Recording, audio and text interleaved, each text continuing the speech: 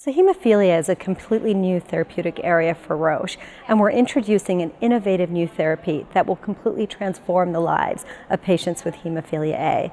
It's so critical for Roche Medical Affairs to not only understand the science behind the molecule, but also understand the why and how this molecule is going to impact the lives of patients and what the current gaps are with current standard of care.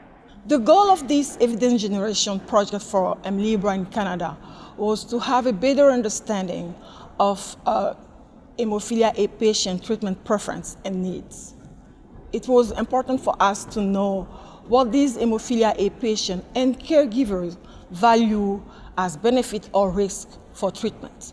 It was also very important for us to know for caregivers what is the burden of the treatment and of the disease on their life. For this project, we needed to collaborate with the Canadian Hemophilia Society, which is the Canadian Patient Association for Hemophilia A patients.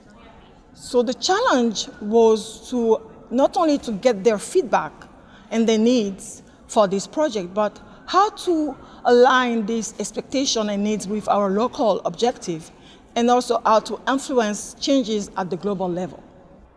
Our strategy for engaging patients within the evidence generation project was to ensure to engage them early on. One of the things that we heard loud and clear through early patient engagement, through our advisory boards, is that we needed to consult with them on various aspects of our business in ensuring that we brought Hemlibra to people living with hemophilia and respecting their needs and meeting their needs. One of the projects that we undertook was the evidence generation projects, and through early engagement with the Canadian Hemophilia Society, we were able to ensure that we had the best protocol, ensure that we also had the best language within the protocol and the key strategic questions to get to the answer we needed to get at in order to reach our study goals. By identifying the challenge early on during this project, we're able to use internal assets. Work with a cross-functional team between medical, evidence generation, and corporate relations.